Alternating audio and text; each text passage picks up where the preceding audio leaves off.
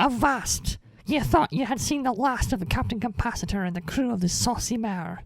Well, ye be daft, for he has returned. And of all the systems in the net, he just happens to be in the one Matrix and Andraia are hiding in. The episode picks up immediately where the previous tale ended, but this time we get Capacitor's perspective on things.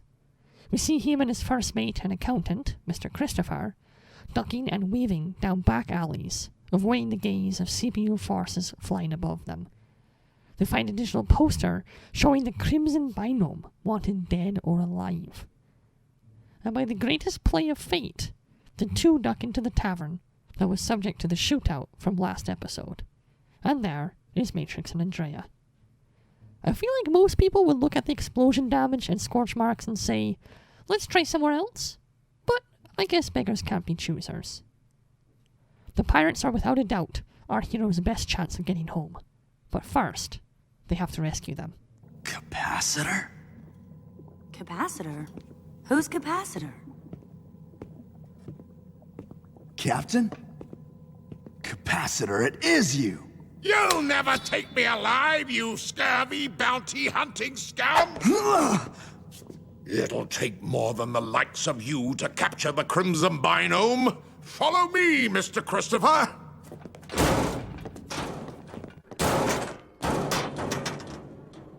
Is that pirate a friend of yours? Sort of. He did business with Dot. Frisk it! Find him!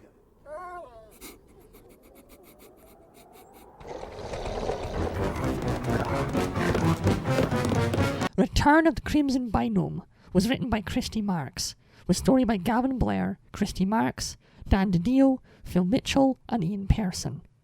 The main cast includes Paul Dobson as Matrix, Sharon Alexander as Andraia, Lon John Baldry as Gavin Capacitor, Michael Donovan as Mr. Christopher, and Donald Gibson as Ray Tracer. After the scene I showed you, we shift quickly to the prison on the hill, and we see an Australian bloke being led in by guards. There's also a huge surfboard with him. Australian surfer. Not exactly breaking new ground. But that's okay. After a few quips and well-paced scenes, he gets tossed in a jail cell, and his board gets put in a locker. Why was he arrested? For net travel, which is now a big no-no, as we learned previously. We'll see much more of him later. The only other thing I'll note is that to knock him out, they hit the board. How curious.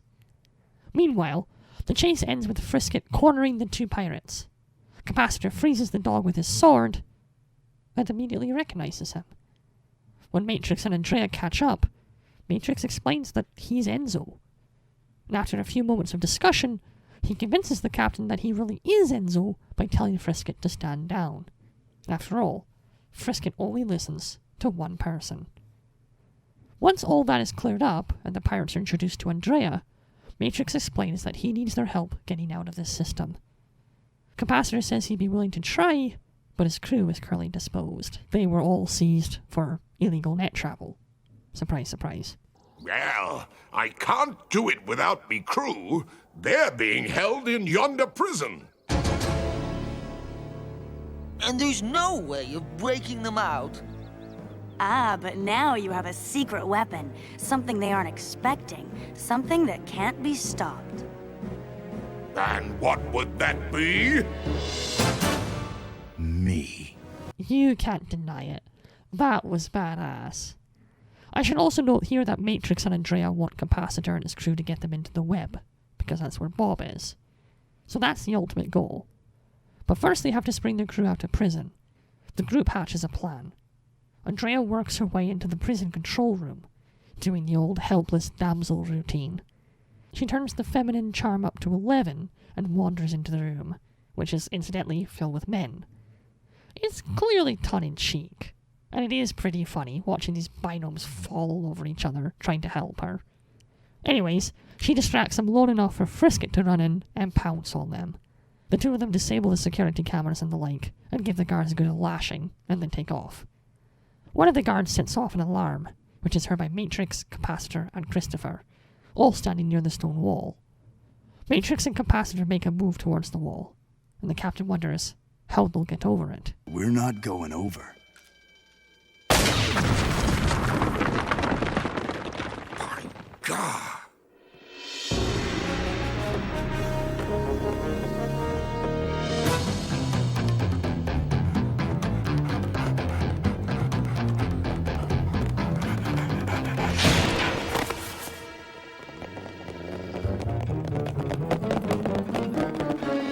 Chow time.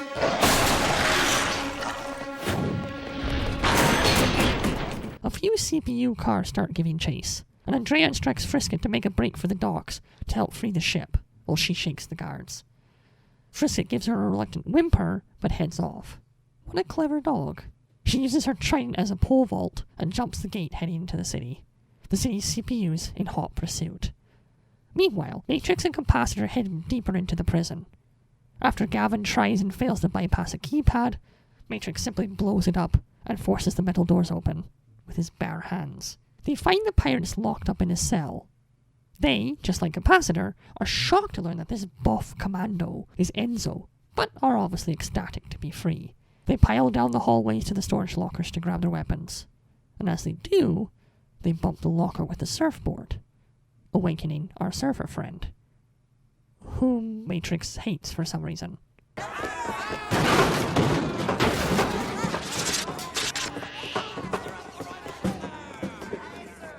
Hey, wait! How about me? These Guardian bootlickers want me deleted too. You're no use to me. Enzo Matrix, you've changed more than I thought. What would Dot, fine woman that she be, think of her brother behaving in such a churlish manner?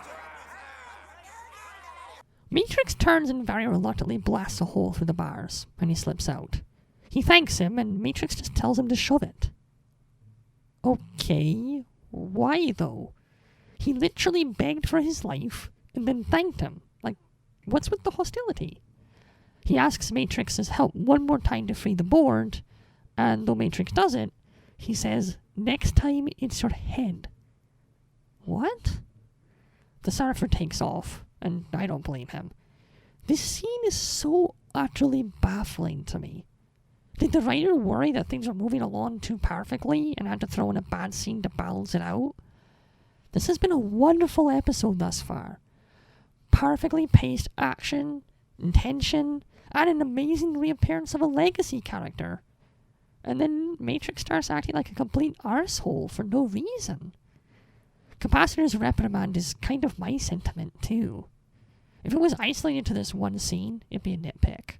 But sadly, it's not. Oh well, let's keep moving. We divide our attention now between two chase scenes, Andraia and our surfer dude. Both give us an opportunity for some very cool action sequences as they foil the efforts of the system's CPU forces. But Andraia starts getting blocked off from the harbour where she's trying to get to. More on that in a moment.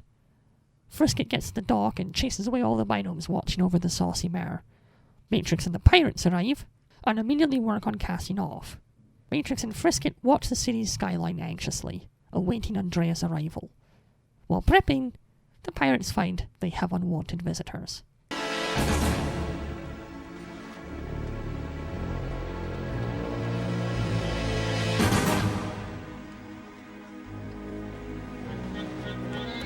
Man the guns! Mr. Andrew, get those engines online!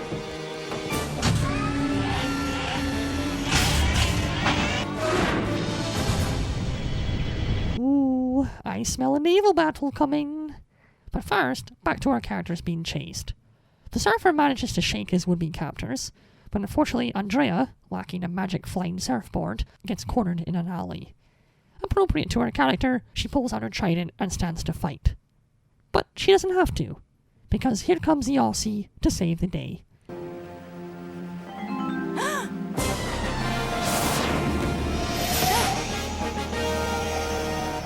It looks to me like you could use a lift. I take it that's your favorite pickup line? Without a doubt. Allow me to introduce myself.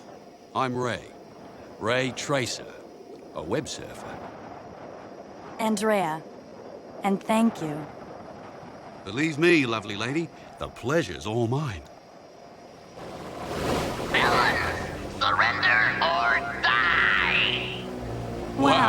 choice. Tracer has no idea that Andraia is associated with Matrix or the software pirates, and is simply rescuing a damsel in distress, as it were. Andraia mentions she's trying to meet up with her friends in the dock, and Tracer agrees to see her to safety. I just want to make something really clear. Though he turns on the charm and flirts with her a little bit, Tracer does nothing here that I would call sleazy or inappropriate. He literally just saved her life. Just keep that in mind going forward. Anyways, as the pirate ship picks up steam and starts to depart, Tracer is spotted, with Andraia riding along with him on his board. Matrix is anything but happy to see him, which is weird because he just saved the love of his life. This whole sequence boils down to Tracer. Hi mate, just saved your girlfriend, and I'm going to help you from here on out because I'm a nice guy. Matrix. Screw you, I hate surfers. Like, what is happening? Even Andraia is appalled by his behaviour. Like, it's obvious to anyone watching that Tracer is helping because Andraia is hot. I'm not stupid. But he doesn't do a single thing to encroach on Matrix and Andraia's relationship. Nor does he say or do anything offensive, except in reaction to Matrix's unreasonable and childish anger. This is a mercifully short scene. And then we get an epic running naval battle.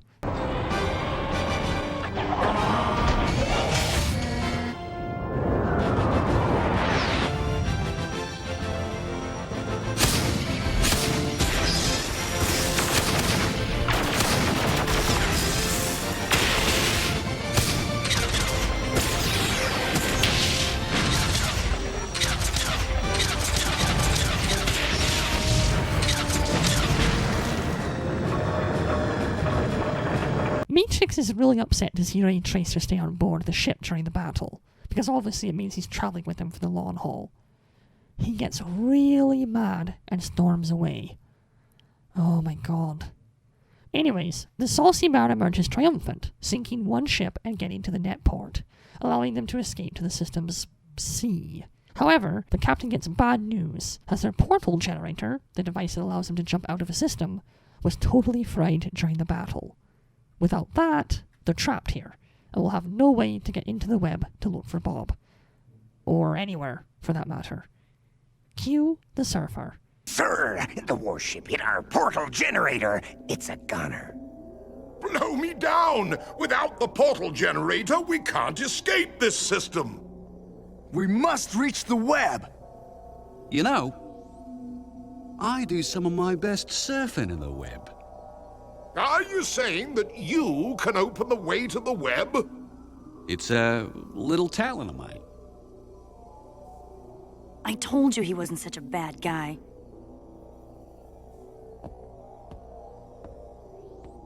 Ray, will you help us get into the web? For you, pretty lady, anything.